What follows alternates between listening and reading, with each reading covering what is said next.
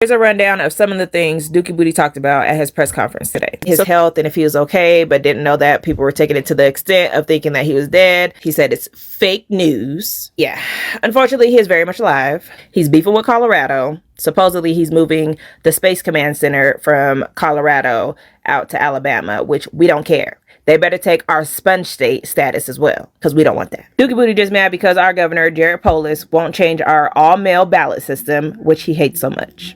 And despite a recent ruling that sending the troops to LA was unconstitutional and illegal, he still plans on sending the troops to Chicago. He's just waiting for Governor Pritzker to beg him to do so, like all of the black people in Chicago that he keeps talking about are begging him to come to Chicago and save them, that they need his help so bad. Most of them were African American, who were black, and they were saying, please, please, please let the president send in. These were people from Chicago.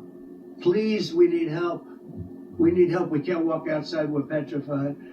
If the governor of Illinois would call me up, I would love to do it. Pritzker ain't about to ask you to do shit, Dookie.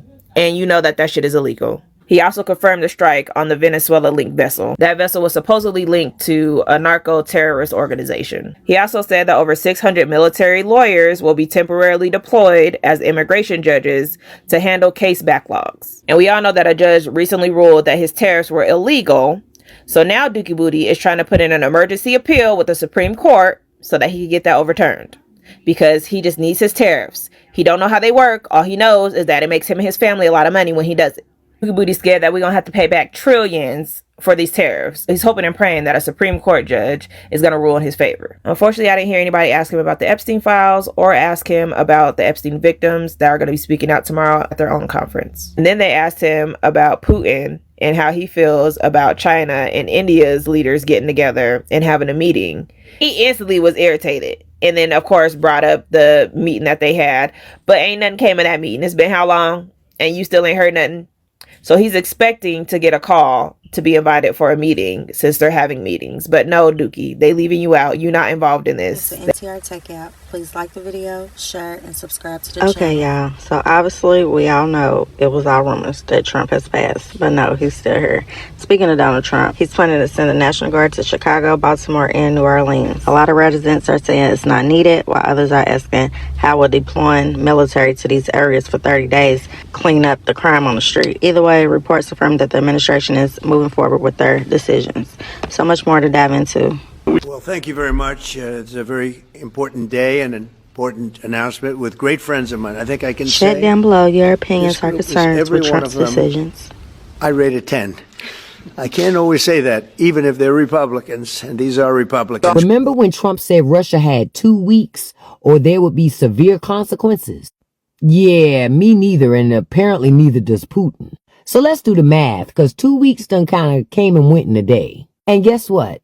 Nothing. No ceasefire, and of course, no consequences. Matter of fact, Putin out here chilling, having meetings with China, kicking it with North Korea. He's living his best Bond villain life. Now, last I checked, if somebody told you that they were tough on Russia, and then Russia still out here acting like America don't exist, I don't think that's what tough looks like. That's giving very much empty threats and stage whisper energy. From where I see it, Putin does not look pressed. He's not worried. He's not pacing the Kremlin floor saying, oh no, Trump gave me a deadline. He's doing whatever he wants, whenever he wants. And that's the real problem. So if Russia is not taking America seriously, what exactly is the plan? Because I've got a theory, and that theory is nothing. Nothing is the plan. Because if you can't even enforce your own 2-week plan, then what is the whole point of any of it anyway? So can somebody tell me when exactly does this tough on Russia thing actually start? So we're making a determination now. Do we go to Chicago,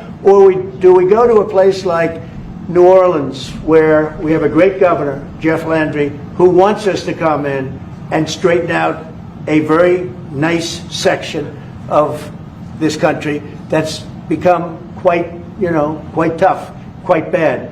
So we're going to be going to maybe Louisiana, and you have New Orleans, which has a crime problem. We'll straighten that out in about 2 weeks. It'll take us 2 weeks. Easier than D.C. Mind up on Chicago, though? Well, we're going in. I didn't say when we're going in. In the coming days, we expect to see what has played out in Los Angeles and Washington, D.C. to happen here in Chicago. First, Donald Trump is positioning armed federal agents and staging military vehicles on federal property, such as the Great Lakes Naval Base. It is likely those agents will be with ICE, Customs and Border Patrol, the Department of Homeland Security, and other similarly situated federal agencies. The Department of Homeland Security and other similarly situated federal agencies. Many of these individuals are being relocated from Los Angeles for deployment in Chicago. We believe that staging that has already begun started yesterday and continues into today.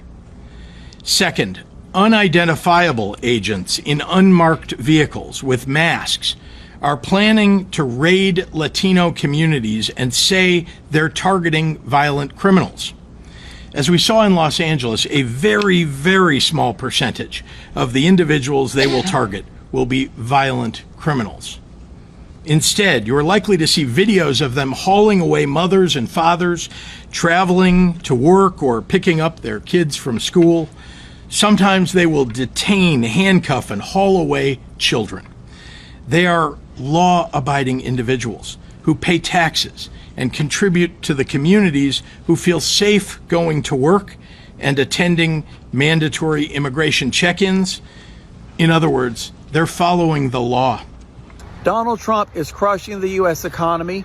ADP, Automated Data Processing, reported that only 54,000 private sector jobs were added in August. What?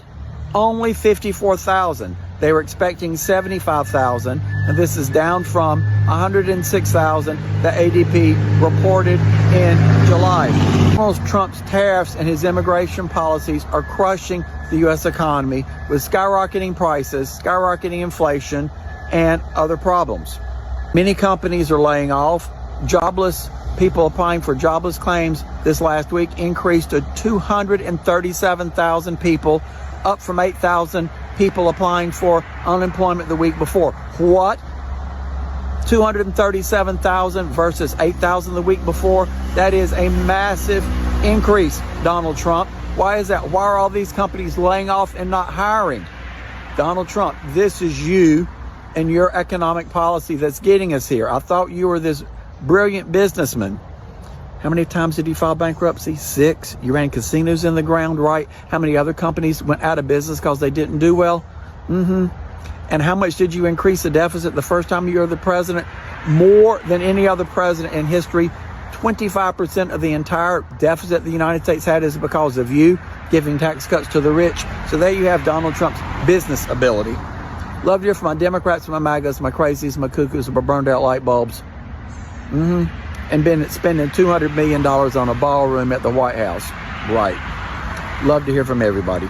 Breaking news. Donald Trump is crushing the U.S. economy. ADP, Automated Data Processing, reported that only 54,000 private sector jobs were added in August. What? Only 54,000. They were expecting 75,000, and this is down from 106,000 that ADP reported in July. Donald Trump's tariffs and his immigration policies are crushing the U.S. economy with skyrocketing prices, skyrocketing inflation, and other problems. Breaking fuck the news. Donald Trump goes to True Social to state that he's thinking or considering about taking Rosie O'Donnell's citizenship because she's not a great American. That lady was born in New York. As much as you can dislike Rosie O'Donnell or like her, that is an American citizen, and your sitting U.S. half-dead president is sitting on fucking True Social telling the American people that he will deport an American citizen to wherever the fuck he wants. Welcome to the shit show. Gets elected to Breaking run fuck. New York.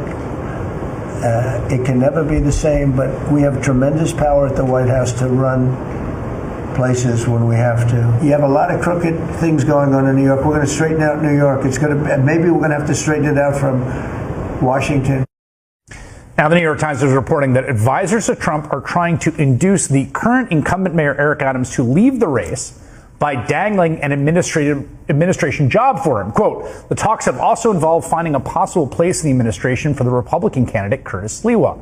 Citing 3 people with knowledge of the discussions, the Times reports the goal would be to give former Governor Andrew Cuomo a better chance of defeating Mamdani in November's general election.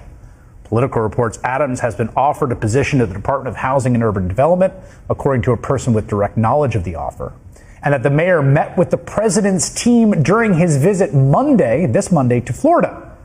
A spokesperson for the Eric Adams campaign said Mayor Adams has not met with Donald Trump. He is not dropping out of the race. Liz Stein is an Epstein survivor. She's now an advocate and educator working to combat human trafficking nationwide.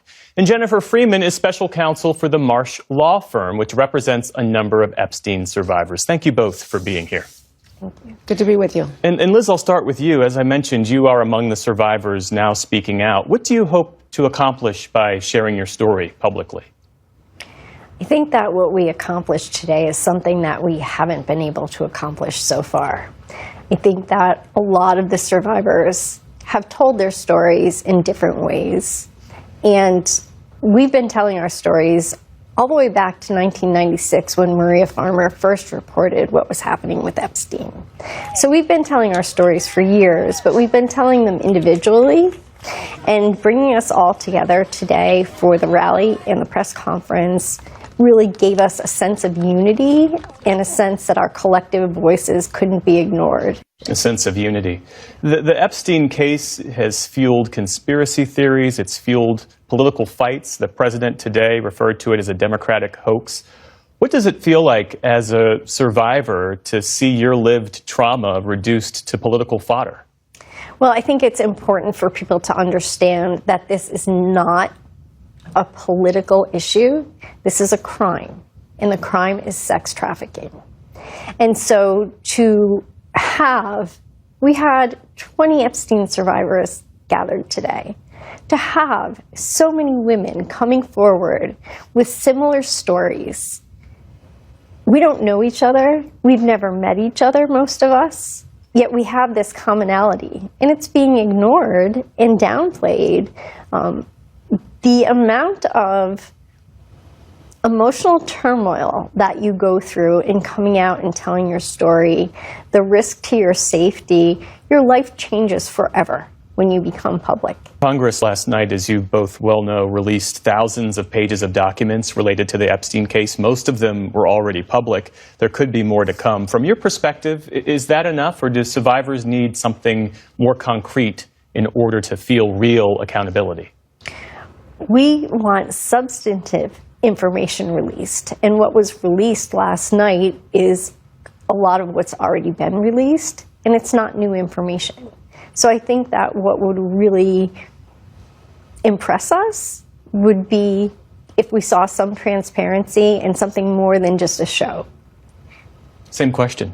Does it feel like accountability or justice, or is this the beginning of what's really needed? I hope this is the beginning. I hope there is follow-up action. I hope that this is finally going to be taken seriously, beginning with the Epstein File Transparency Act, which is to release the files. And if the files don't get that released that way, we're going to seek them in litigation. And I'd always put litigation as the last resort, but the problem is that no one has been paying attention. We've done so many different things to try to move this matter forward. I made a FOIA request, several FOIA requests, and in response, what did the government do? They told me they will get back to me no later than November 2027. That's unacceptable. Why do you feel like your requests are being met with that level of obstruction? I wish I understood that better. Because this really, as we've noticed, this is not a political issue. This started with Maria Farmer in 1996 under the Clinton administration. There have been 5 administrations since then of different stripes. There's no reason why it should be politicized at every turn. Ghislaine Maxwell, who was convicted of facilitating and participating in Epstein's abuse, is now serving out her sentence in a low-security prison camp. This was after being interviewed by Trump's DOJ. As a survivor of their crimes, how does that strike you? First of all, I think it's an unprecedented move for anyone who is convicted of these charges. And it really makes me question what the motive is and what the message that the Justice Department wants to send to us and to send to our nation about people in power